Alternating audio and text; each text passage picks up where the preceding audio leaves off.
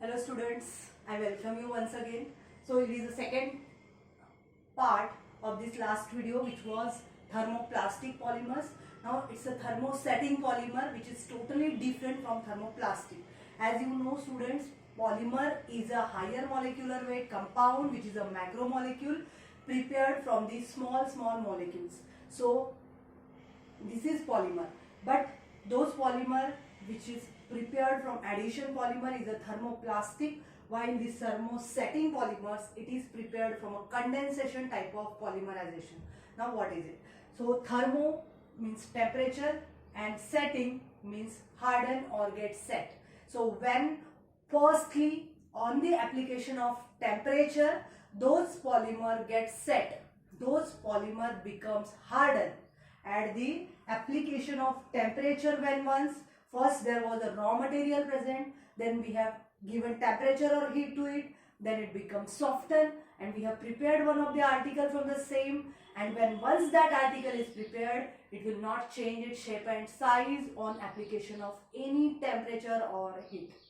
Example is a very well known example which is seen in day-to-day life, that is called as a handle of pressure cooker, switchboards of switches. So these are the types of polymer, these are the materials prepared from the type of polymer which is called a thermosetting polymer, because this polymer is that type of the material which is when once heated or prepared a particular article, after heating it will become hardened on cooling, and then again we cannot remold it, we cannot make it soften. So that is called as a thermosetting polymer. Okay, because it is generally the product of condensation polymerization, and you know guys, condensation polymerization gives such type of products. Examples are like a bakelite, urea formaldehyde resin, melamine formaldehyde resin. These are the examples, and having such type of network like structure. It is also called as a cross-linked polymer. So this due to presence of this network like structure, it is having a higher molecular weight, it is having a very rigid, stiff and brittle type of structure, so that it is too difficult to break a single bond from this structure. If it is tried to break a single bond, at the same time there is establishment of number of bonds will occur.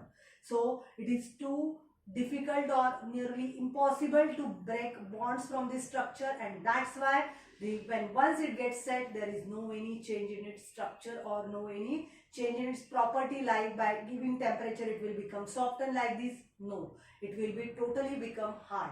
So we have seen guys number of examples also. There is no any presence of secondary bond to break, because in case of thermoplastic type of resin, secondary bonds are there and that are being broken, by which the formation of or the material becomes softened. But in this case, not such a case is there. Simply there is a formation of first that particular polymer and it gets set. When once it gets set, there is no any change in its structure. It is having a higher molecular weight compounds, very network like structure, very hardly network like structure is found, so it is too difficult or too hard to break the single bond from this. So that's why when once set, it will remain as such. There is no change in its structure. Okay, that is called as a thermosetting polymers. There are a number of examples like bakelite. You might have idea about bakelite. It is also called as a phenol formaldehyde resin. Phenol formaldehyde resin, that is called as a bakelite. Melamine formaldehyde resin, urea formaldehyde resin, these are the structures of the polymers which shows the network like structure or cross-linked structure. So it is a product of condensation polymerization, in which there is a formation of such a structure, and there is a byproduct is there to form such a structure. Okay, so in this way this is a thermosetting polymers. With this our next topic is a bakelite, which we'll see in detail. So till then, okay, thank you very much.